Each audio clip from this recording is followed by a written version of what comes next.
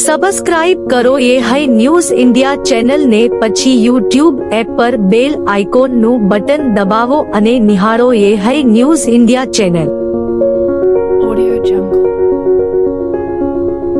બનાસકાંઠા જિલ્લાના થરાદ તાલુકા મથકે મુખ્ય બજારમાં આવેલા નવા રામજી મંદિરની પ્રાણ પ્રતિષ્ઠા મહોત્સવ ગત રામનવમીના દિવસે થઈ હતી. પરંતુ રામ મંદિરમાં આવેલ શિવનું મંદિર ઘણા સમયથી જર્જરિત હાલતમાં હતું, જેનો જીર્ણોદ્ધાર કરવા માટે શ્રીરામ સેવા સમિતિ દ્વારા કરવામાં આવનાર હોય આવતીકાલે વિક્રમ સંવત 2080ના પોષવદ 12 તારીખ 7/2/2024ના દિવસે શાસ્ત્રી હિતેશભાઈ ત્રિવેદી અને પંડિતો દ્વારા શાસ્ત્રોક્ત વિધિ પ્રમાણે કરવામાં આવશે. આ પ્રસંગે શ્રીરામ સેવા સમિતિના પ્રમુખ જગદીશસિંહ પરમાર તથા સમિતિના તમામ સદસ્યો અને થરાદ તાલુકાની ધર્મપ્રેમી જનતા ઉપસ્થિત રહેવા માટે ભાવભર્યું નિમંત્રણ અપાયું છે. તેમજ નવા રામજી મંદિરમાં આવેલા શિવ મંદિરને નવું બનાવવા માટેનો તમામ ખર્ચ થરાદ નવા રામજી મંદિરના શ્રીરામ સેવા સમિતિના સભ્યો દ્વારા ઉપાડવામાં આવશે તેમ જણાવ્યું હતું. આગામી લોકસભાની ચૂંટણીને લઈને વહીવટી તંત્રના અધિકારીઓને કર્મચારીઓની બદલીનો દોર યથાવત રહ્યો છે. તારદિયોદર પોલીસ મથકે ફરજ બજાવતા જયંત દેસાઈની વહીવટી કારણસર બદલી અમદાવાદ સિટીમાં અને પોલીસ હેડ કોન્સ્ટેબલ હીરાભાઈ રામાભાઈની બદલી થરાદ પોલીસ મથકે થતા તેઓની દિયોદર પોલીસ સ્ટેશન ખાતે વિદાય સમારંભ યોજાયો હતો. દિયોદર પોલીસ સ્ટેશન ખાતે પીએસઆઈ જયંત દેસાઈ અને હેડ કોન્સ્ટેબલ હીરાભાઈ પરમારની દિયોદર નગરજનો અને પોલીસ પરિવાર દ્વારા શ્રીફળ, સાકર, સાફો પહેરાવી શાલ આપી ચાંદીના રથથી સન્માનિત કરી ભાવભરી વિદાય આપી હતી. દિયોદર પોલીસ સ્ટેશનના પીએસઆઈ જયંત દેસાઈ જ્યારે કચેરી ઓફિસ છોડી ત્યારે દિયોદર પોલીસ સ્ટેશનના કર્મચારી સ્ટાફે જયંત દેસાઈને ફૂલોથી ભવ્ય સ્વાગત કરી માનભેર વિદાય આપી હતી. સાથે હેડ કોન્સ્ટેબલ હીરાભાઈ પરમારને પણ દિયોદર પીએસઆઈ જયંત દેસાઈએ સાપો પહેરાવી દિયોદર પોલીસ સ્ટેશન પરિવારે વિવિધ ગિફ્ટ આપી માનભેર વિદાય આપી હતી.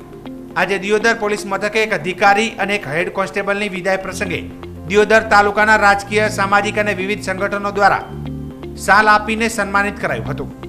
આ પ્રસંગે દિયોદર તાલુકા ભાજપના પૂર્વ પ્રમુખ વનરાજસિંહ વાઘેલા, બનાસકાંઠા જિલ્લા કોંગ્રેસના કાર્યકારી પ્રમુખ નરસિંહભાઈ રબારી, દિયોદર યુવા ભાજપના પ્રમુખ મેરાજભાઈ દેસાઈ, વિક્રમભાઈ ચૌહાણ, પૂર્વ પ્રમુખ Nitinbhai Thakkar, Dhanabhai Thakkar, Thara PSI RJ Chaudhary, Babar PSI NV Rahevar, police મિત્ર ચેલાભાઈ પટેલ, રોહિતભાઈ સોની, વકીલ ભરતભાઈ જોશી, ડુંગરજી પરમાર, જોરાભાઈ દેસાઈ, દિયોદર ભારત વિકાસ પરિષદ ભરતભાઈ પટેલ, સમીરભાઈ સહિત ગ્રામજનો મોટી સંખ્યામાં ઉપસ્થિત રહ્યા હતા. અને સાથે દિયોદર પોલીસ પરિવાર દ્વારા ભવ્ય સન્માન સમારોહનું આયોજન પણ કરવામાં આવ્યું હતું.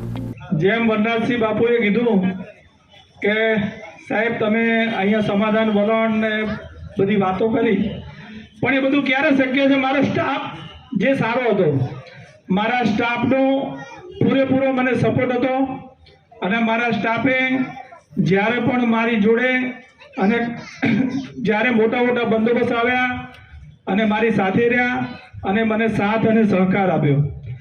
મારા એકલાથી આખા પોલીસ સ્ટેશનનું સારું ના લાગે, પણ મારો સ્ટાફ સારો હતો, તેથી આ પોલીસ સ્ટેશનનું અને તમે બધા આવ્યા છો એ ગૌરવ મારા એકલાનો નથી, મારા સ્ટાફનું પણ છે. મને મારા વતન જવાની ખુશી કરતાં દિયોદર છોડવાની દુઃખ વધારે છે. એટલે હું મારી લાગણી મારા શબ્દોમાં નહીં માણી શકું, કારણ કે હું તો કાલે અમદાવાદ જતો રહેવાનો છું, પણ મને મારું આ પહેલું પોલીસ સ્ટેશન છે અને હું આખી જિંદગી માટે આ દિયોદરને કોઈ દિવસ નહીં ભૂલી શકું. અને આ તમારો જે પ્રેમ અને તમારી જે લાગણી આજે તમે બતાવી છે એ મારી જીવનભર મને યાદ રહેશે. એટલે જે મારો સ્ટાફ જે 60 જણનો છે એમનો બધાનો, અને જે અહીંયા દિયોદર વિસ્તારમાં જે મારા સંપર્કમાં આવ્યા છે અને જે મારી જોડે કામ માટે આવ્યા હોય અને કંઈ પણ માટે આવ્યા હોય, અને કદાચ કંઈ કામ કરતાં કરતાં કોઈનું કામ જરા રહી ગયું હોય તો એ બદલ હું દિલગીર છું. મારા સ્ટાફને પણ કદાચ મેં ફરજના ભાગરૂપે કંઈ ઠપકો આપ્યો હશે અને કંઈ કીધું હશે તો એ ફરજના ભાગરૂપે કીધું હશે. મારો પર્સનલી કોઈ દિવસ ઇન્ટરેસ્ટ એવો નહીં હોય. એટલે હું આજે બધાએ તમામ જે દિયોદર ટાઉનમાંથી અને દિયોદર તાલુકામાંથી તમામ જે મારા વિદાય સમારંભમાં આજે આવ્યા છો હું તમામનો દિલથી ખૂબ ખૂબ આભાર માનું છું. ભારત દેશભરમાં 500 વર્ષના સંઘર્ષ બાદ 22મી જાન્યુઆરી 2024ના રોજ ભગવાન રામલલ્લા બિરાજમાન થયા હતા. તેના દર્શન માટે લાખોની સંખ્યામાં રામ ભક્તો અયોધ્યા મુકામે ઉમટી રહ્યા છે. ત્યારે ધાનેરાથી અયોધ્યામાં રામલલ્લાના દર્શન કરવા માટે મોટી સંખ્યામાં રામ ભક્તો રવાના થયા હતા. આજે 134 જેટલા ધાનેરાના રામ ભક્તો તેમજ તાલુકાના 150 જેટલા રામ ભક્તો જેઓ આજે પાલનપુરથી રાત્રિના 9 વાગે રેલવે સ્ટેશન પહોંચી 11:30 વાગે રેલવે દ્વારા રવાના થઈ અયોધ્યા મુકામે જશે, જ્યાં ધારાસભ્ય કક્ષાના પ્રતિનિધિઓ દ્વારા રહેવા જમવાની પણ વ્યવસ્થા કરવામાં આવી છે. જ્યાં રામ ભક્તો રામલલ્લાના દર્શન કરીને તારીખ 10/2/2024ના રોજ રાત્રે 9 વાગે પાલનપુર મુકામે પરત આવશે. આજે ધાનેરામાં મોટી સંખ્યામાં રામ ભક્તો એકત્રિત થયા હતા અને લોકોમાં રામ ભક્તોમાં આનંદ જોવા મળ્યો હતો અને જય શ્રી રામના નારાથી ધાનેરા ગુંજી ઉઠ્યું હતું. આજે ધાનેરા શહેરથી 134 રામ ભક્તો અયોધ્યા રામલલ્લાના દર્શન કરવા જઈ રહ્યા છે.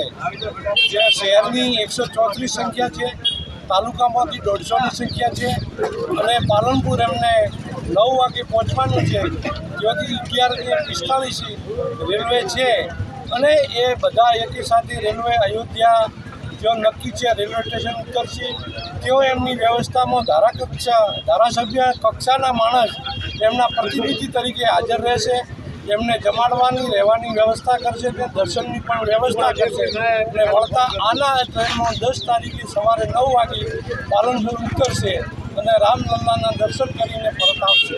રાજ્ય સરકાર, ગુજરાત પવિત્ર યાત્રાધામ વિકાસ બોર્ડ તથા શ્રી આરાસુરી અંબાજી માતા દેવસ્થાન ટ્રસ્ટના સંયુક્ત ઉપક્રમે વિશ્વ પ્રસિદ્ધ યાત્રાધામ અને આદ્ય શક્તિપીઠ અંબાજી ખાતે આગામી 12 થી 16 ફેબ્રુઆરી 2024 દરમિયાન શ્રી 51 શક્તિપીઠ પરિક્રમા મહોત્સવનું ગબ્બર તળેટી ખાતે ભવ્ય આયોજન કરવામાં આવ્યું છે. જે અંતર્ગત શ્રી આરાસુરી અંબાજી માતા દેવસ્થાન ટ્રસ્ટના ચેરમેન કમ બનાસકાંઠા જિલ્લા કલેક્ટર વરુણકુમાર બરનવાલે પાલનપુર કલેક્ટર કચેરી ખાતેથી આજરોજ 5 શક્તિ રથોનું મા અંબાના જયઘોષ સાથે મા અંબાની ધ્વજા પતાકા ફરકાવી ઉત્સાહભેર પ્રોત્સાહન કરાવ્યું હતું. માય ભક્તોને આ અવસરનો લાભ લેવા અપીલ કરી હતી. આ રથ ઉત્તર ગુજરાતના દરેક જિલ્લાના ગામડામાં પરિભ્રમણ કરશે અને માય ભક્તોને પરિક્રમા મહોત્સવમાં જોડાવા ભાવભર્યું આમંત્રણ પાઠવશે.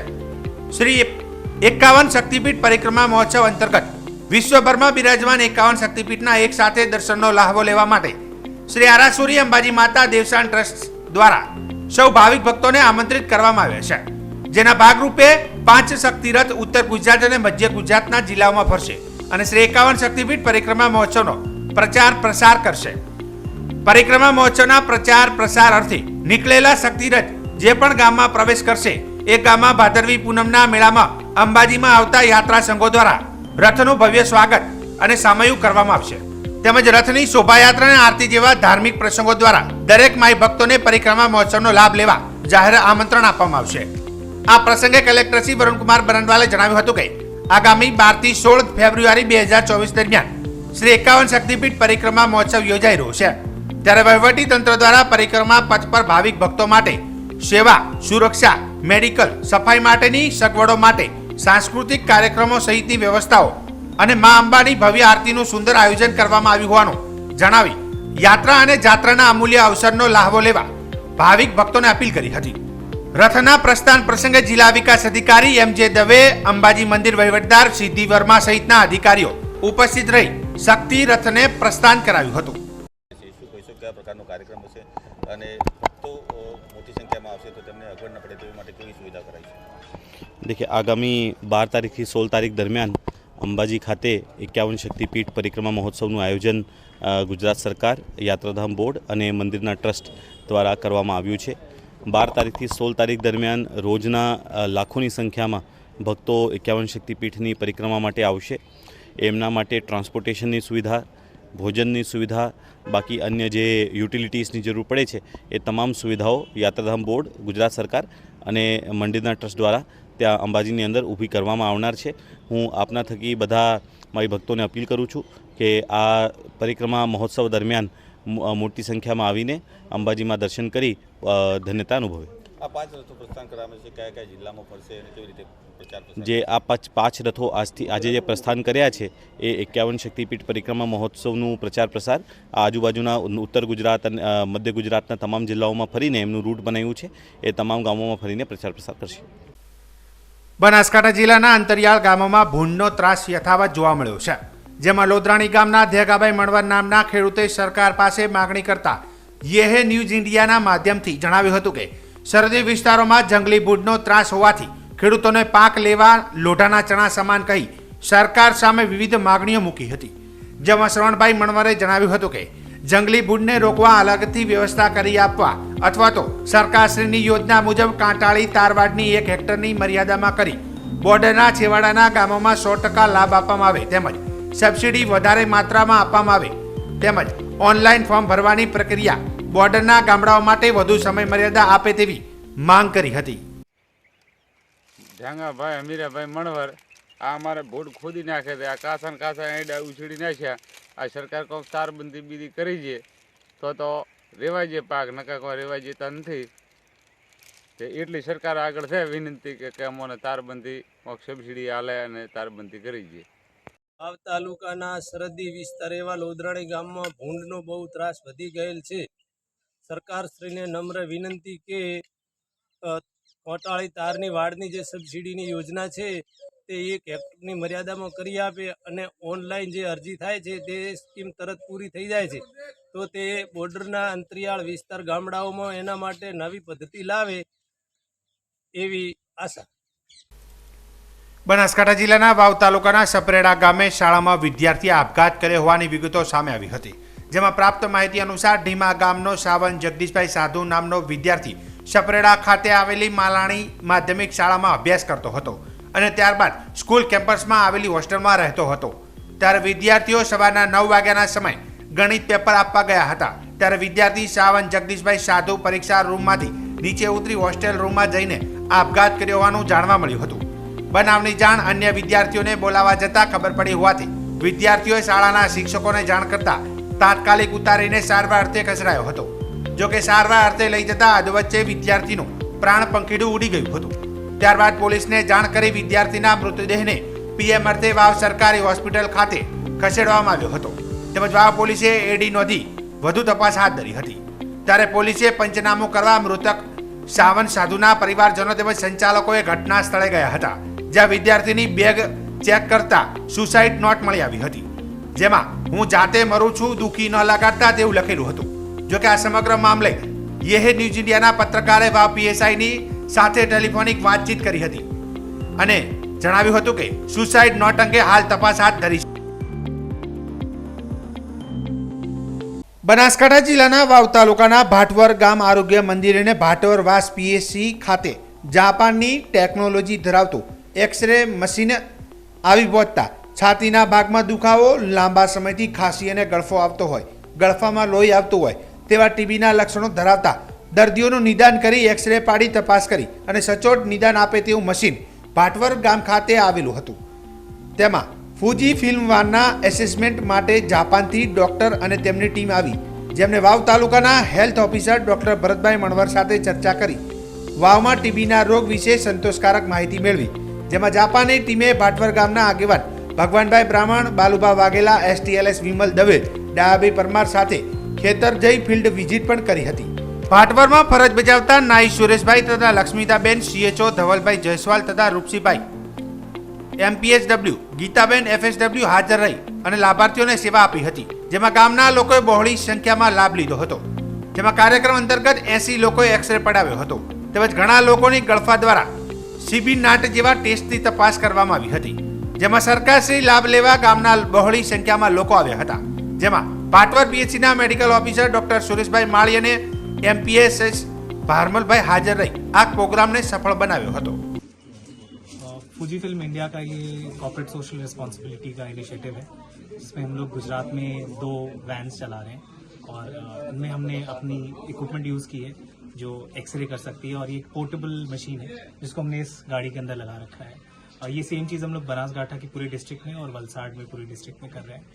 और इस टेस्ट के अलावा, एक्सरे के अलावा ये जो हमारा रिपोर्ट है ये रेडियोलॉजिस्ट के पास भी जाता है, वहाँ से रिपोर्ट आती है और हम लोग नेट टेस्ट भी कर रहे हैं। कोशिश ये है कि CSR के अंतर्गत हम लोग टीबी का निवारण कर सकें और इसमें हम लोग पूरी तरह गुजरात सरकार को सपोर्ट कर रहे हैं और जो हमारी सेंट्रल एजेंसीज हैं उनको भी सपोर्ट कर रहे हैं।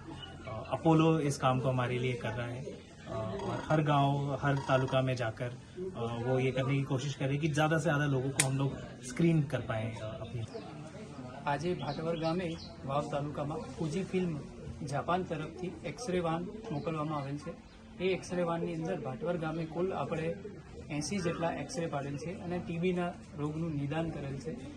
ફુજી ફિલ્મ જાપાન તરફથી આપણને આ એક્સરે વાન મળેલ છે અને વાવના લગભગ દરેક ગામોની અંદર આ મહિનાની અંદર આ વાન ફરશે અને એમાં જેટલા પણ લક્ષણોવાળા દર્દીઓ છે એનો એક્સરે કરવામાં આવે છે અને ટીબીનું નિદાન કરવામાં આવે છે।